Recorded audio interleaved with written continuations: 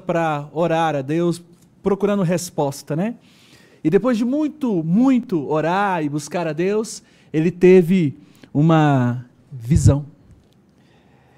E nessa visão, ele viu dois seres celestiais, poderosos, enormes, e um dos seres virou, apontando para o que estava à sua direita, e disse: "Esse é o meu filho." Ouviu. E desde então, esse homem começou a ter outros contatos sobrenaturais. Uma certa vez no seu quarto, ele orando de novo, aparece um profeta que por acaso tinha ressuscitado e virou um anjo, chamado de Anjo Moroni. E disse para ele que haviam algumas placas do verdadeiro evangelho de Jesus Cristo, quando ele ressuscitou e veio para a América. E essas placas estavam enterradas.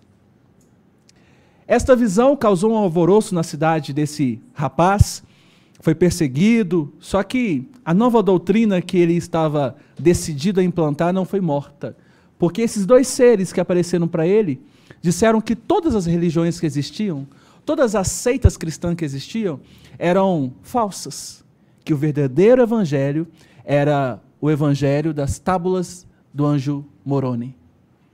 Essa história verídica, fatídica, inclusive, é da fundação da Igreja de Jesus Cristo dos Santos dos Últimos Dias, conhecidos por nós como os Mormons.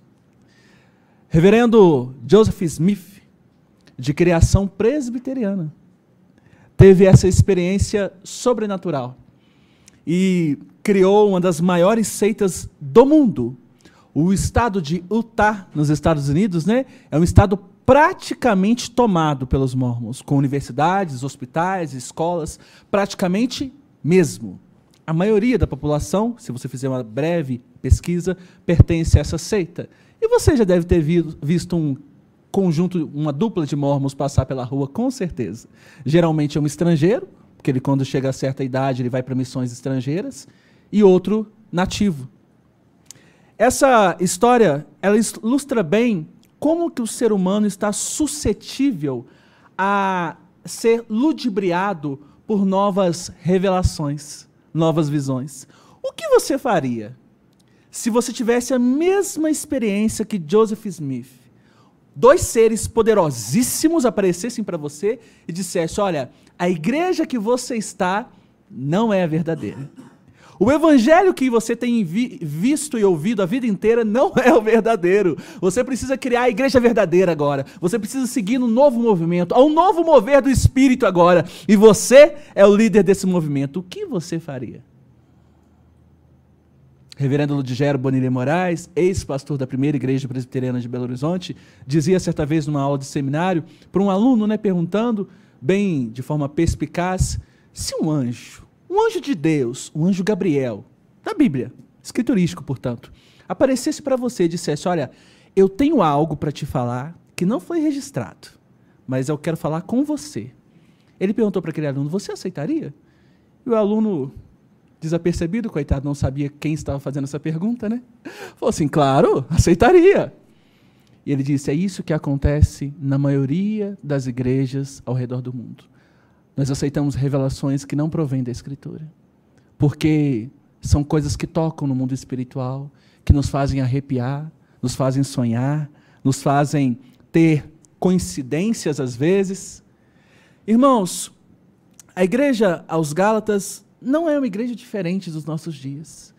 O presbítero Robson Lima, na manhã de domingo passado, se você não veio, você perdeu, mas você pode pegar o áudio no Dropbox depois. Ele pregou iniciando a saudação do apóstolo Paulo a esta igreja, né? Paulo está afirmando a sua autoridade apostólica, Paulo está lembrando os irmãos quem eles são, e aqui, dos versículos 6 ao versículo 9, ele entra no cerne da carta aos Gálatas. Nós estaremos nessa carta por algum tempo, provavelmente até o final do ano. O reverendo Cleomes vai terminar a série dele dos 10 mandamentos e vai entrar na carta aos Gálatas também. Portanto, eu recomendo a você que não falte um dos cultos, para você pegar a sequência inteira. E aqui ele entra na questão da autoridade do evangelho. Portanto, acompanhe comigo. Depois da saudação, ele entra e diz: admira-me que estejais passando tão depressa daquele que vos chamou na graça de Cristo para outro evangelho. Meus irmãos, haviam agitadores naquela região, provavelmente a maioria deles eram gentios, quer dizer que eles não eram nem judeus, nem da região de Israel, ou do povo de Israel, né? Essa região da Galácia, acima da Ásia Menor, ali hoje, provavelmente a atual Turquia, né? É naquela região, para aquela região que essa carta é direcionada. É uma carta circular. Uma igreja lia e passava para outra, e eles iam circulando essa carta. O que acontecia? Haviam cristãos, pregadores cristãos, que estavam disseminando entre aquelas igrejas que não era necessário só o sacrifício de Cristo. Eles não estavam negando que a salvação era por meio de Jesus. Eles não estavam negando que Jesus era o Filho de Deus. Veja, isso é muito importante. A linguagem, eu disse isso na escola dominical de hoje cedo, a linguagem é um instrumento poderosíssimo. Instrumento de dominação, às vezes, de manipulação, às vezes, de conformação a uma ideologia. Esses pregadores, eles eram só um pouquinho diferentes dos apóstolos. Qual que era a diferença? Porque era o sacrifício de Jesus e mais a circuncisão que os judeus praticavam. Era o sacrifício de Jesus e os rituais judaicos. Mas, Judson, qual era o problema, né? Se lá em Abraão foi instituída a circuncisão, está na Bíblia isso. Qual que era o problema seguir? Só um problema. Esse é o grito da reforma que ecoa até hoje. A palavra é somente. Era somente o sacrifício de Jesus e mais nada, absolutamente nada. E eles estavam querendo colocar algumas coisas complementares, assim como nos dias de hoje.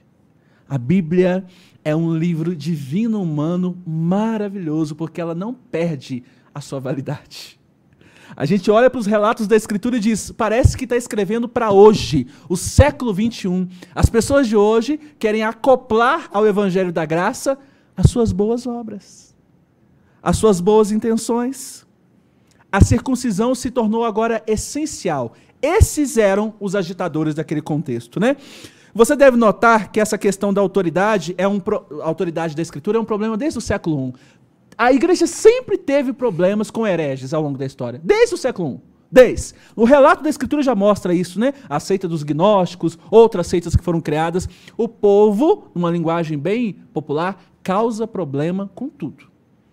Receberam dos apóstolos e conseguiram perverter na vida dos apóstolos ainda, durante a vivência deles ainda. Então, desde o século I a gente tem problema com a autoridade do Evangelho. Desde o século I a gente tem problema com pessoas que acreditam que isso não é divinamente inspirado, que Jesus Cristo não era um homem, ele era um fantasma. Ou que Jesus Cristo não era Deus, ele era só um homem. Que Jesus Cristo trapaceou na cruz, porque ele era Deus, então ele não sentiu nada. Todas essas doutrinas que às vezes a gente fica lendo no início do culto e você pensa assim, para que isso? Isso é para ficar na sua memória conceitos muito importantes da nossa fé. Deus, na pessoa do seu Filho, Jesus Cristo, é 100% Deus e 100% homem. Portanto, ele não usurpou o ser igual a Deus. Ele não trapaceou na cruz. Ele morreu e ele sentiu as dores como se fosse eu e você sentindo aquelas dores ali. A questão, a única diferença, que é a maior, é que ele carregou o pecado de todos os eleitos sobre aquela cruz.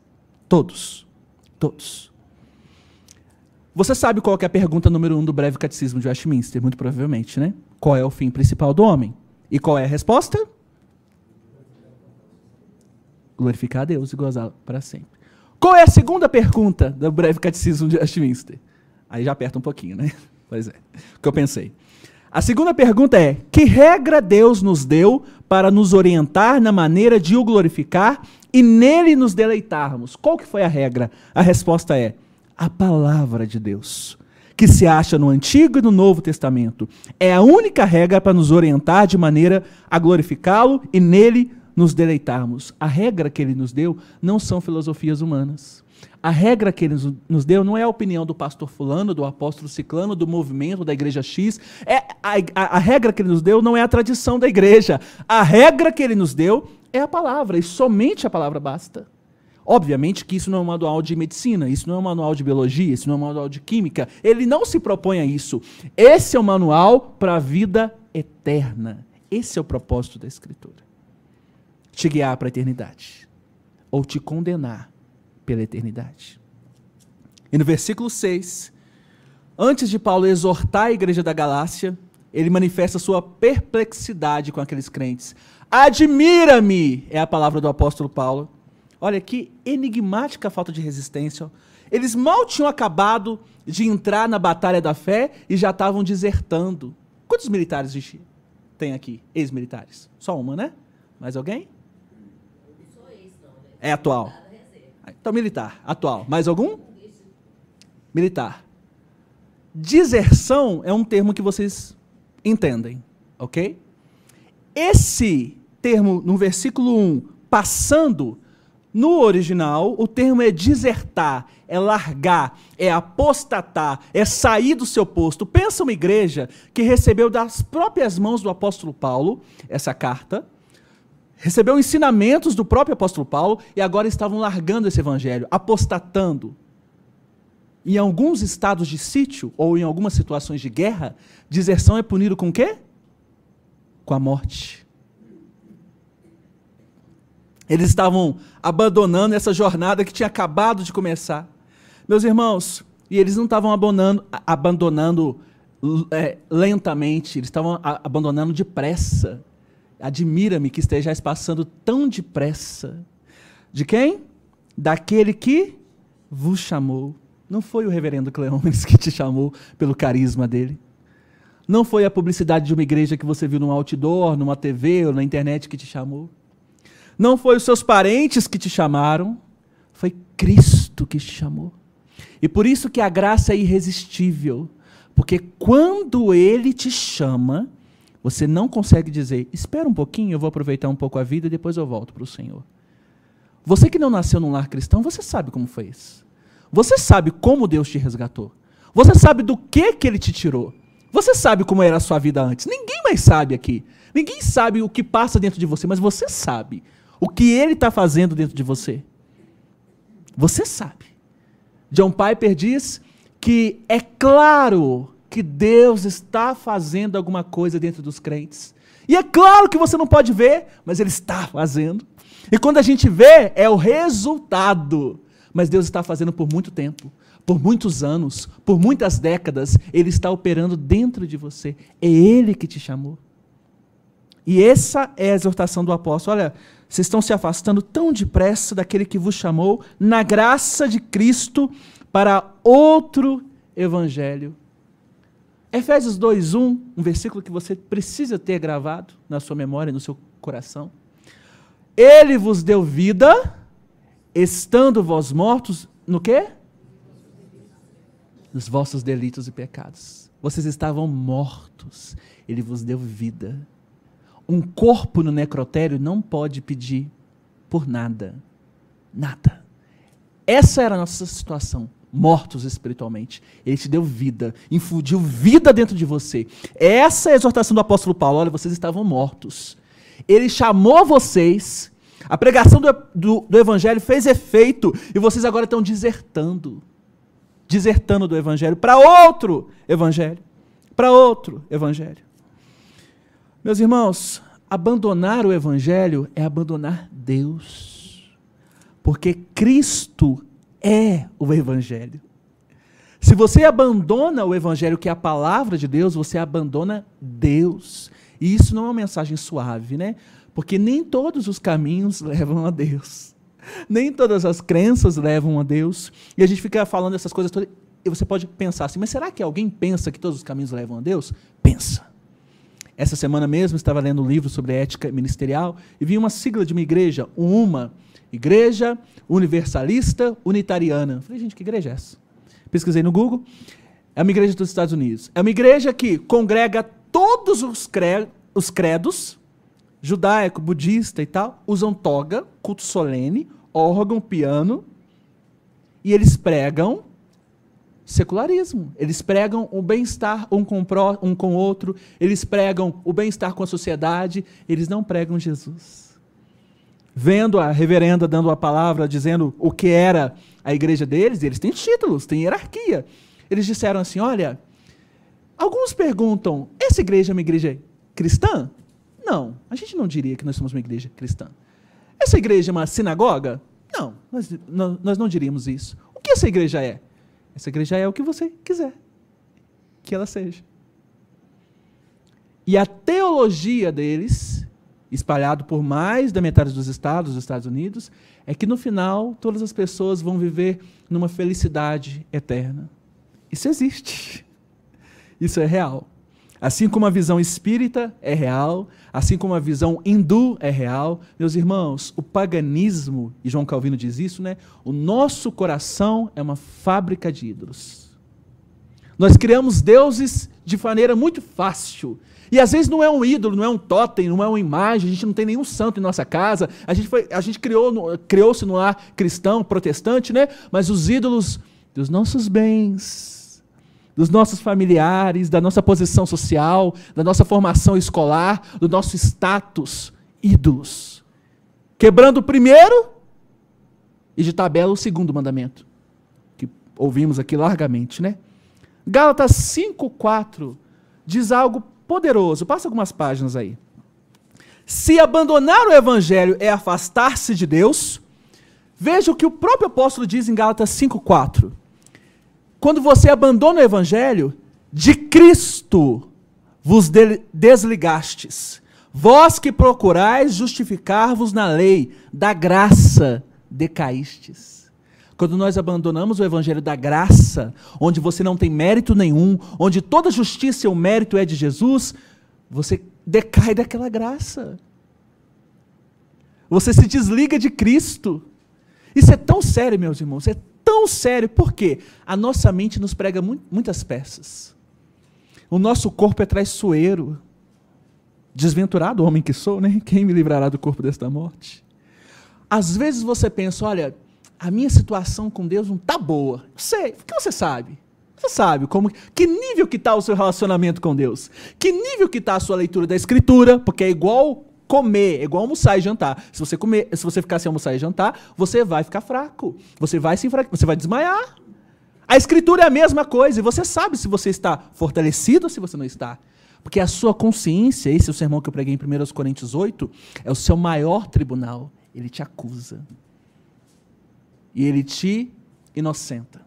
Está aqui, você sabe disso. Quando você se distancia do Evangelho, você se desliga de Cristo. Isso é muito, muito, muito, muito sério. Por quê? Porque é triste saber que muitas comunidades que se dizem cristãs não estão firmadas neste Evangelho.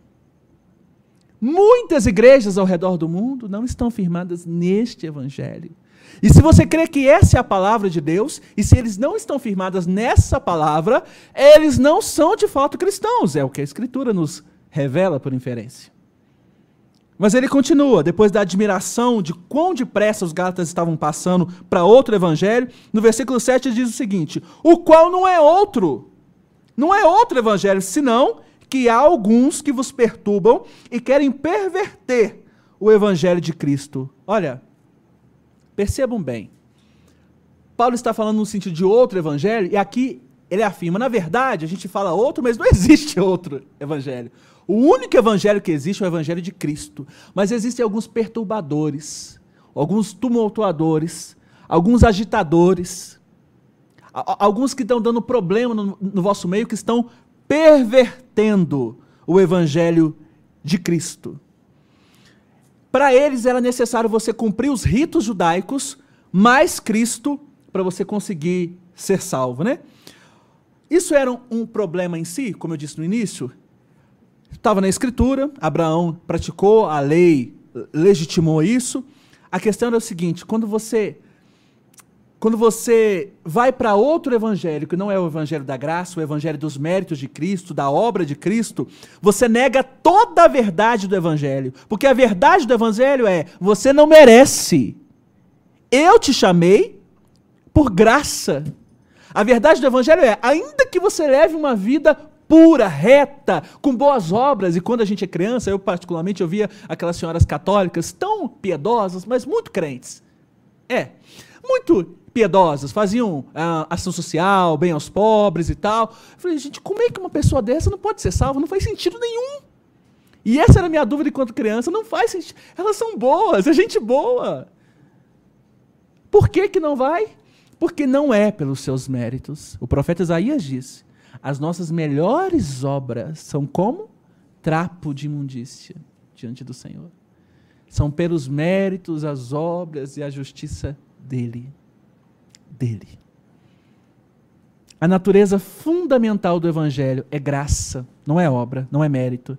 A salvação é pela graça. Qualquer coisa que você coloca junto com o Evangelho, junto com a graça, você perverte o Evangelho de Cristo. É só graça.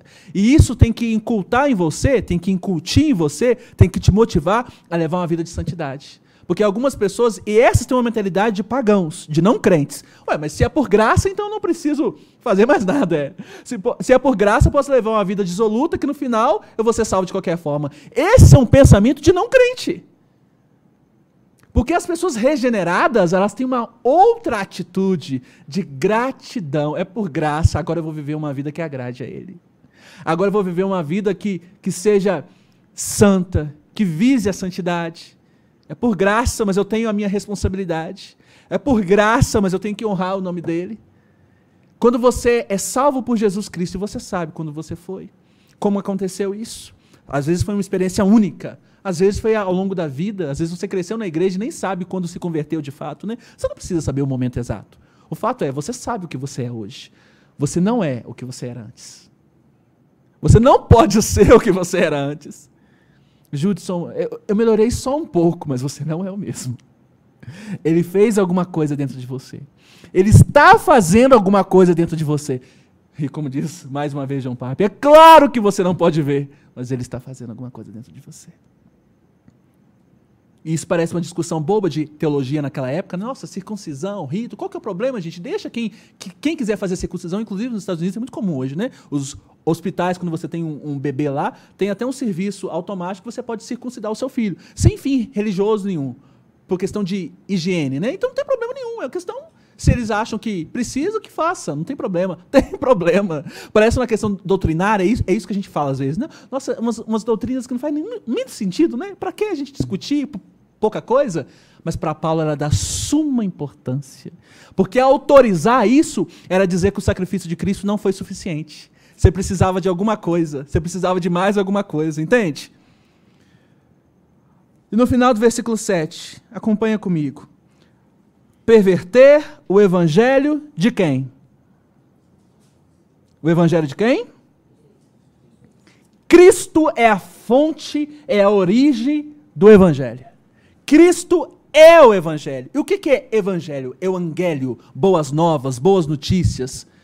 Isso não é um termo espiritual, né? Algumas pessoas acham que, quando a Bíblia foi escrita, o Antigo Testamento praticamente todo em hebraico, algumas partes em aramaico, e o Novo Testamento todo em grego, é uma língua dos anjos, né? Deus criou essa língua para escrever o Novo Testamento. Não. Era uma língua comum e corriqueira naquela época, né?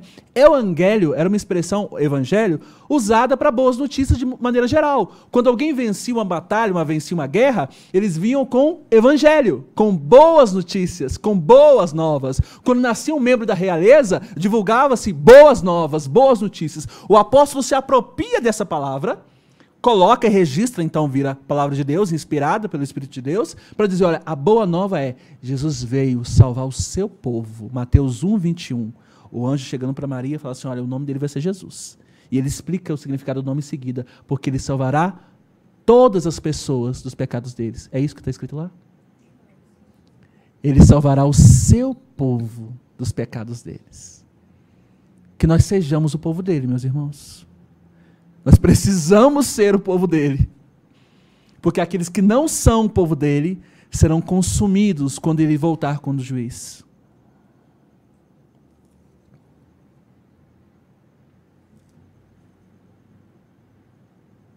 O evangelho não é Cristo e prosperidade. O evangelho não é Cristo e falar em línguas estranhas. O evangelho não é Cristo, mas saúde plena. O evangelho não é Cristo e as suas boas obras.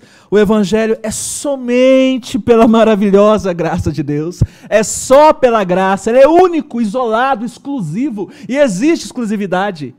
É só pela graça de Deus. Ele te escolheu na eternidade e ele te enviou um resgatador.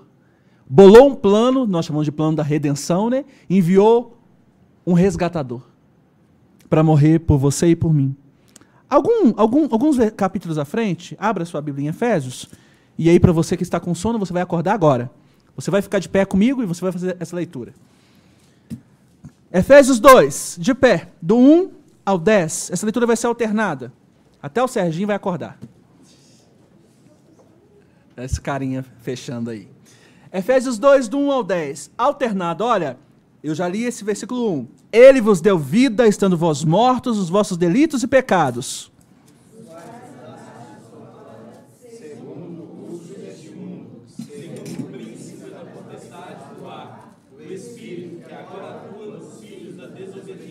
Entre os quais também todos nós andamos outrora, segundo as inclinações da nossa carne, fazendo a vontade da carne e dos pensamentos, e éramos por natureza filhos da ira, como também os demais.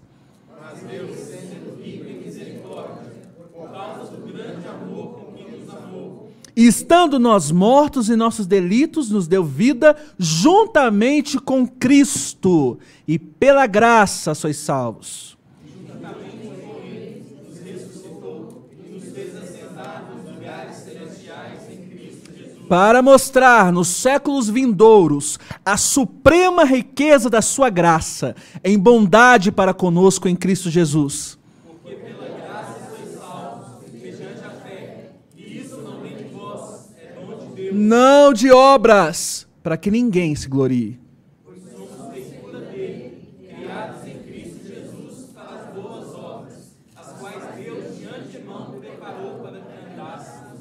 Amém. Pode se sentar.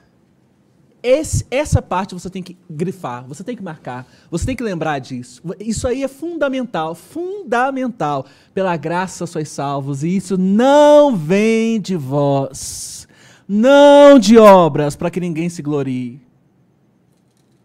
Não de obras, para que ninguém se glorie. E ele continua, mas ainda, no versículo 8, ainda que nós, veja esse versículo 8, esse é fundamental. Mas ainda que nós, ou mesmo anjo, vindo do céu, vos pregue evangelho que vá além do que vos temos pregado, seja o quê? Anátema. Esse versículo é um versículo muito importante, porque Paulo está colocando uma situação praticamente impossível aqui, porque os anjos eleitos do Senhor, eles não podem decair do estado deles. Ele está se colocando nessa situação também. Ainda que nós, eu, Barnabé, Silas, os outros que estão comigo do colégio apostólico, ou até um anjo, talvez o anjo Moroni, se de fato existe, né? Mesmo que eles venham do céu e pregue outro evangelho que vá além desse, que seja anátema. É um exemplo extremo, ele está ardendo de zelo pelo evangelho. O que ele quer fazer com isso? Ele quer dizer o seguinte, olha, nós pregamos para vocês se converteram através do evangelho que nós pregamos. Mas além de nós, se viesse uma manifestação sobrenatural, um negócio tremendo, como dizem aí fora, né? Um negócio poderoso, um avivamento, ainda que fosse do céu isso, que seja maldito, anátema, amaldiçoado, entregue, esse é a expressão, anátema ou anatemata, é entregue a Deus para destruição, entregue a Deus para juízo, entregue a Deus para maldições eternas. Olha o que Paulo está falando. Se nós, que vocês conhecem, somos autoridade apostólica, se os anjos que são seres celestiais são amaldiçoados se pregarem outro evangelho, quanto mais esse povo que está pregando outro evangelho entre vocês aí, esses tumultuadores, esses agitadores, esse povo que está pervertendo o evangelho, quanto mais eles, que sejam malditos,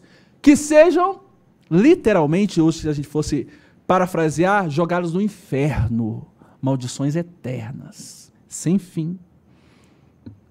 Eu prefiro, diz o apóstolo Paulo, ser amaldiçoado eternamente do que perverter a mensagem do evangelho. Esse é o sentido. Que eu seja amaldiçoado. Até os anjos, se for necessário. Irmãos, preste bem atenção. A Bíblia julga a igreja, o que a igreja faz, o que a igreja é. Não é a igreja que julga a Bíblia.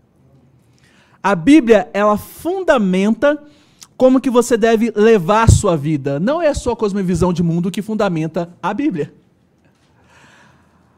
A Bíblia, ela fundamenta inclusive a sua experiência, não é a sua experiência que fundamenta a Bíblia. É tão difícil conversar com os nossos irmãos pentecostais, porque o argumento todo termina no, mas eu senti. E eu sei o que eu senti. Não estou interessado no que você sentiu. Estou interessado no que a Bíblia diz. Mas é difícil argumentar porque quem que vai discutir o seu sentir? A sua experiência? Eu não tenho como entrar dentro de você, ver o que você sentiu, a sua visão, a sua revelação. Eu não tenho. A única coisa que eu tenho como analisar é o externo. E pela Escritura, qualquer coisa que não esteja aqui é anátema. E se está aqui, como diz o reverendo Cão, é perda de tempo. Se você está revelando, entre aspas, profetizando, levantando, rodopiando, caindo no chão, dançando, algo que já está aqui, é perca de tempo. Isso tem um nome. Doença. Isso é muito complicado porque as pessoas, elas colocam a experiência acima da Escritura. A sua experiência não interessa para Deus. O que você sentiu não interessa para Deus. E às vezes algumas pessoas vêm no nosso culto, né? E de manhã eu brinco que é o culto mais avivadinho, né? Que está mais cheio e tal, geralmente tem mais cânticos, de noite é mais tranquilo, e as pessoas vêm e falam assim, nossa, sua igreja é tão... E geralmente são todas as igrejas nossas que são conservadoras, né? A primeira é a mesma coisa. E aí as pessoas brincam, mas é tão calmo lá, né? A gente não sente nada, a gente não...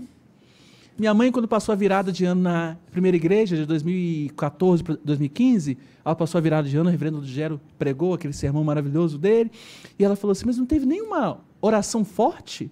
Eu falei, mas todas as orações foram fortes, mãe. Não, a oração forte. Eu falei, não, todas as orações são fortes. As pessoas estão procurando sentir.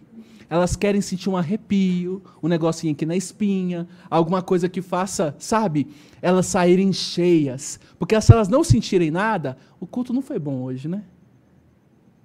A Escritura nos deixa muito claro, qualquer coisa que a gente pregue, que a gente fale, que a gente sinta, que você veja como Joseph Smith, ainda que você tenha uma experiência do 4º, 5º, 8º céu, você foi arrebatado, tem vários livros aí de gente que foi no inferno, foi no céu, voltou e tal, ainda que isso seja fato, ainda que você realmente viu isso, seja anátema, é o que o apóstolo Paulo fala, seja amaldiçoado, porque vai além da Escritura que está revelada. A única revelação que nós temos hoje é aquilo que está aqui. A única. Se você falou alguma coisa que não está aqui, é anátema. Se você falou alguma coisa que está aqui, é perca de tempo. Já está escrito. Abre a Escritura. Abre a Escritura. Reverendo Tim Keller, pastor da igreja Redenção em Nova York, ele diz algo maravilhoso. Ele disse, olha, se um anjo aparecesse literalmente perante uma multidão de pessoas e ensinasse que a salvação é pelas boas obras ou por qualquer outra coisa, exceto pela fé em Cristo, você deveria colocar esse anjo para correr, dar um pé nele. Vai além do Evangelho. Essa é a linguagem do apóstolo Paulo aqui.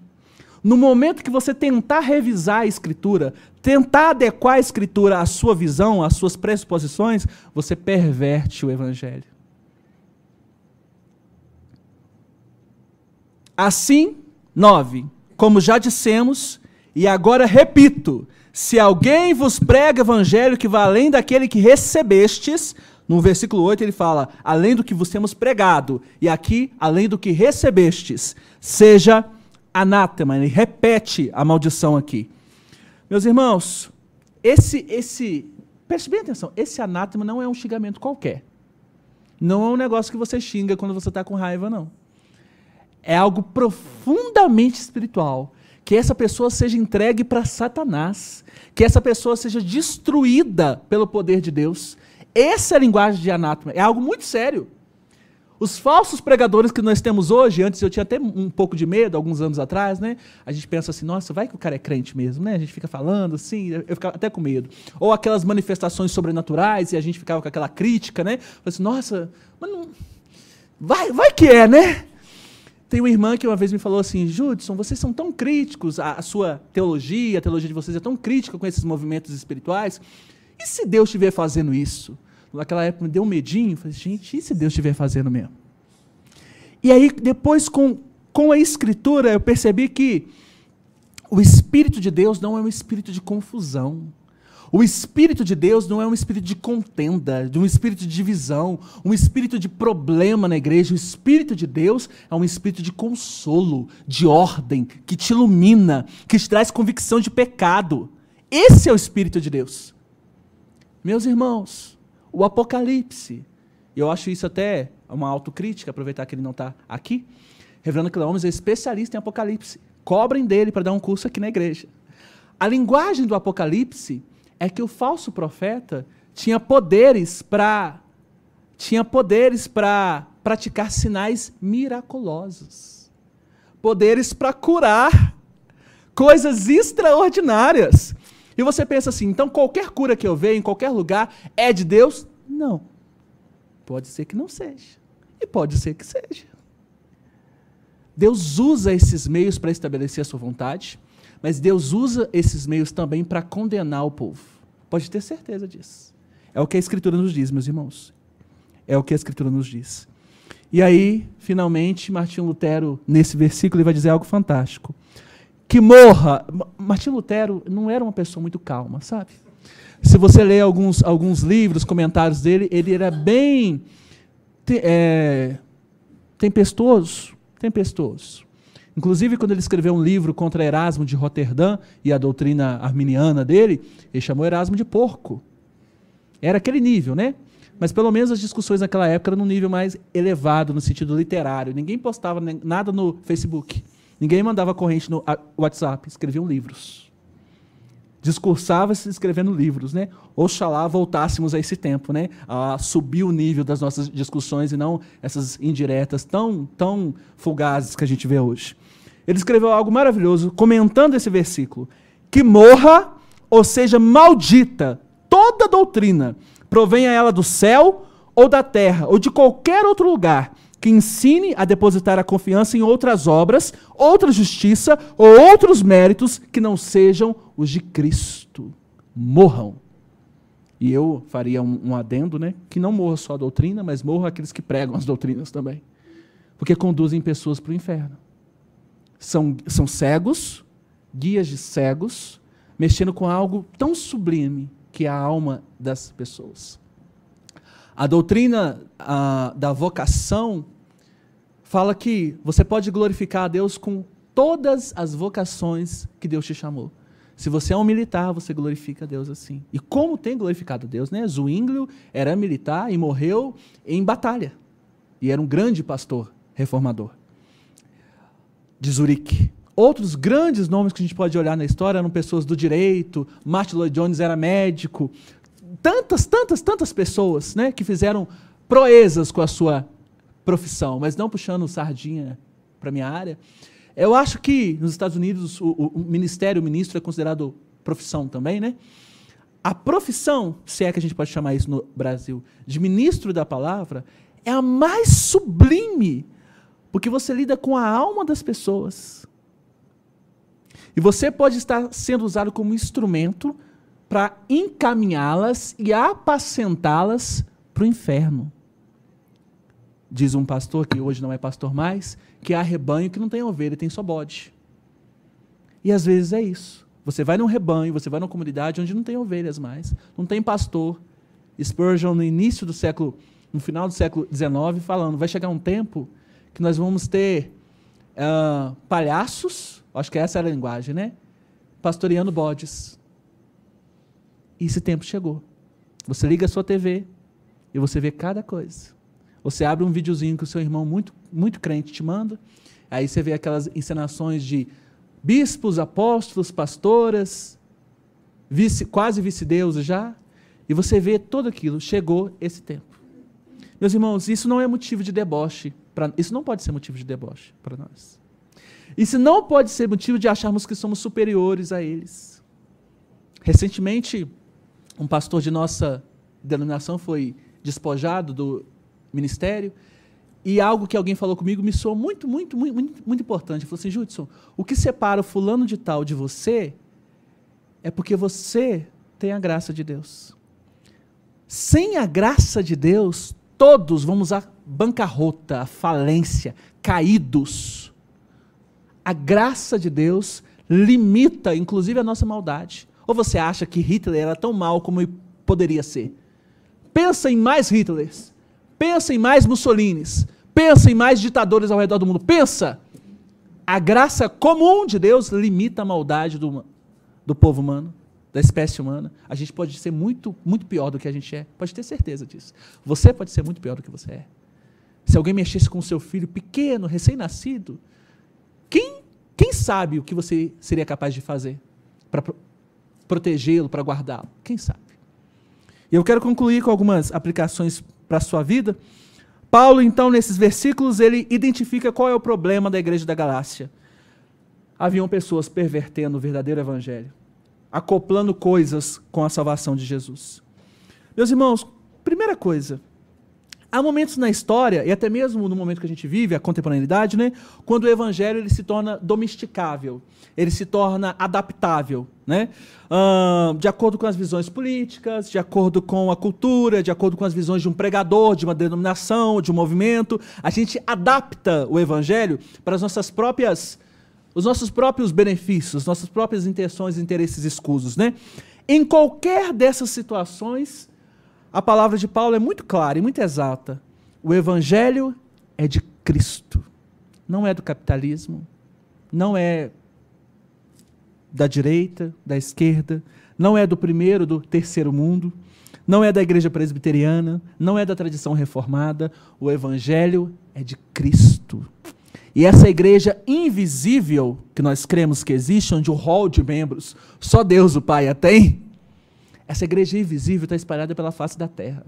A gente tem irmãos na Metodista, na Batista, na Assembleia, em vários lugares, até em igrejas apóstatas, onde Deus permite que eles fiquem durante um tempo. Nós temos irmãos dentro da igreja romana, nós temos irmãos em vários lugares que ainda não foram despertados, que ainda não foram chamados. E outros irmãos que têm diferenças não essenciais, diferenças secundárias, que estão em outros lugares também. Nós temos irmãos espalhados. Essa é a igreja invisível, onde naquele grande dia o rol de membros será desenrolado e seremos chamados, aqueles que fazem parte dessa igreja. A igreja visível é isso que nós estamos vendo. O joio com trigo, os salvos com os não salvos. Quem vai peneirar isso, quem vai separar isso é só Jesus, não é a gente? A gente não consegue. Como que eu vou julgar a conversão do seu coração? Eu não consigo. Eu consigo julgar os seus atos externos, que indicam muita coisa, né? Mas definitivamente dizer você é e você não é, eu não posso. Só aquele que sonda os corações, só aquele que conhece você que consegue saber disso. Não se iluda por perversões do Evangelho. O Evangelho é de Cristo. E o apóstolo Paulo, em Romanos 1,16, diz: pois não me envergonho do Evangelho, porque é o quê? O poder de Deus para a salvação de todo aquele que crê, primeiro do judeu e também do grego. A autoridade do Evangelho tem origem divina. Primeira coisa é essa. O Evangelho é de quem? Cristo. Vamos ver se você entendeu. O Evangelho é de quem? Cristo. Deus na pessoa do seu Filho. Segunda coisa. Não caia na falácia de que pregar Jesus é o que importa. Não é o que importa. Porque pregar Jesus, não sei se tem alguém que veio do movimento espírita, não sei se tem alguém que veio da Umbanda, do Candomblé, não sei se tem alguém que veio do catolicismo romano. Pregar Jesus, o Islã prega. Eles reconhecem Jesus como um grande profeta que existiu. Pregar Jesus, o espiritismo kardecista prega. Pregar Jesus, até umas linhas mais moderadas do judaísmo acredita que ele existiu de fato e foi um homem iluminado. Não foi o Filho de Deus, não foi o Messias, mas existiu de fato. Pregar Jesus, até os agnósticos pregam. Ele foi um filósofo fantástico, um cara que iniciou um movimento poderoso, mas ele não era Deus. Pregar Jesus, qualquer um prega. Inclusive, nas religiões de matriz africana, né, há entidades que se equiparam ao Jesus cristão. Né? Então, eles também, de alguma forma, conseguem, sincreticamente, inserir o Jesus cristão na fé deles. Pregar Jesus, todo mundo prega. Gresham Machen, o fundador do seminário de Westminster nos Estados Unidos, ele dizia o seguinte: o que importa não é pregar Jesus, é o que se prega sobre Jesus. Isso que diferencia tudo. O que se prega sobre Jesus. Meus irmãos, somente, a salvação é somente, grava essa palavra na sua mente, pela graça, mediante a fé, em Cristo Jesus. Somente por isso. Passou disso para mais ou para menos é outro evangelho. E a palavra que você tem que sair daqui refletindo é: seja anátema. É outro evangelho que seja destruído, entregue para destruição, porque não provém de Deus. Você não permita que nenhum pregador, e isso é uma autocrítica de púlpito, confira na Escritura o que nós pregamos. A tradição, a nossa tradição é dessa. Se você conferir se de fato é assim, e se você discordar, e se você achar que a interpretação correta não é essa, e se você achar que ele não foi fiel ao texto, espere o culto terminar, de forma humilde, de forma reverente, pergunte a ele, tente esclarecer. Isso não é ofensa, não. Por mais que às vezes pode soar, né, como uma ofensa, isso não é ofensa. Isso é zelo. Os crentes de Bereia faziam a mesma coisa. Paulo estava pregando lá e depois eles iam correr nos manuscritos para ver se de fato era assim. Faça isso. Faça isso comigo, faça isso com o pastor dessa igreja, faça isso com os presbíteros, faça isso em qualquer visita que você for, faça isso nos vídeos que você assiste na internet. Abra a Escritura e veja se de fato é assim. Sabe por quê? Esse é o único manual de conduta que a gente tem. O único. O único. E por fim, finalmente, Paulo nos fala sobre a esperança acerca da eternidade. Nós podemos inferir, quando ele defende o Evangelho, o seu zelo, o Evangelho que é de Cristo Jesus, esse Evangelho não é só para o tempo presente, não é só para a nossa salvação presente, ela reflete a eternidade. Atos, alguns livros atrás, se você abrir a sua Bíblia em Atos, é o quinto livro do Novo Testamento. Atos 1, 10 a 11, já que eu estou ensinando que você deve conferir na Escritura, é sempre bom quando alguém falar um versículo você abrir. Na versão NVI, que é a versão que eu vou ler, a nova versão internacional, diz o seguinte, não muda muito da nossa versão ARA, não. E eles ficaram com os olhos fixos no céu, enquanto ele subia, ele Jesus. De repente surgiram diante deles 2 homens vestidos de branco, que lhes disseram: Galileus, por que vocês estão olhando para o céu? Este mesmo Jesus que dentre vocês foi elevado ao céu, voltará da forma como viram subir. Ele vai voltar. Não é uma expectativa vã, é uma verdade que nós pregamos, ou que você ouve, se você é crente desde pequeno, desde a sua tenra infância, né? Ele vai voltar. A bênção apostólica que o reverendo Dr. Cleomes impetra sobre a igreja é Maranata, ora vem, volta a ser Jesus ainda hoje, né? É algo específico dele. Ele vai voltar, nós proclamamos isso. Na mente da primeira igreja estava muito, da igreja primitiva, do primeiro século, estava muito fresco isso. Eles viviam como se Cristo fosse voltar a qualquer momento. E a gente não vive mais assim. Todo o seu dinheiro, todos os seus títulos, os diplomas colados, todos os seus bens, toda a sua família vai se dissipar quando ele voltar. Tudo. Só que aí, quando ele voltar, não vai haver mais dor, problema, tristeza, lágrima, não vai haver mais pecado. Estaremos em glória com ele. Que Deus nos abençoe, meus irmãos. Graças a Deus. Agora, de pé, como nós não temos um ministro ordenado no nosso meio,